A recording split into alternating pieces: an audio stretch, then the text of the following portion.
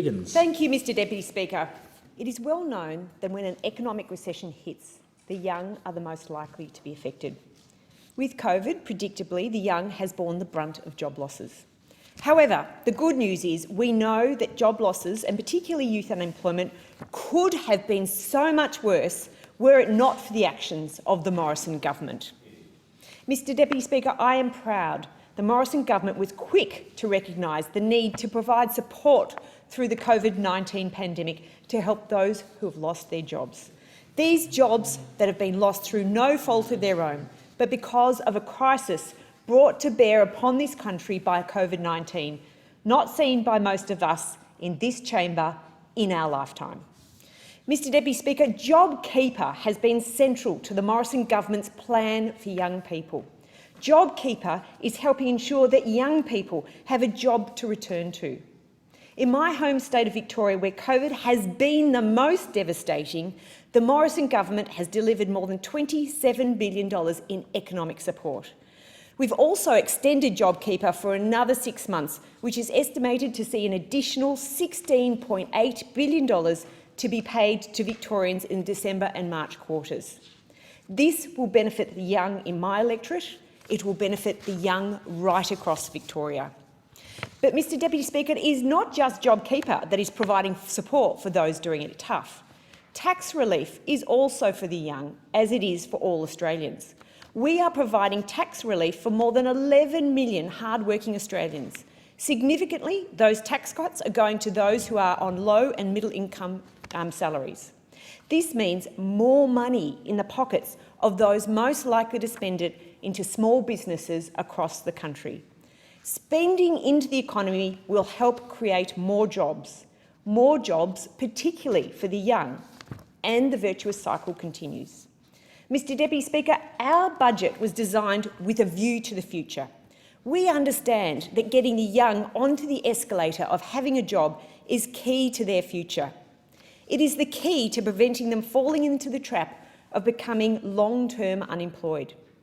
Our budget provides hope for them and for all Australians as we face this COVID crisis together.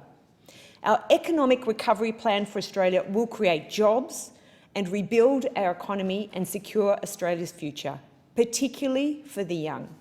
A key feature of this year's budget, which supports young people, is the $4 billion JobMaker hiring credit. This provides businesses with an incentive to take on additional employees between the ages of 16 and 32 years of age. Around 450,000 positions for young Australians will be supported through the JobMaker hiring credit. The government is also investing an additional $1.2 billion through the Boosting Apprenticeships wage subsidy to support up to 100,000 new apprentices and trainees. This is a plan for the young and for their future. The establishment of a $1 billion Job Trainer Fund will support up to 340,700 additional free or low-fee training places. We need our young to be employed, but more importantly, we need them trained and ready for their future, for the future that awaits them.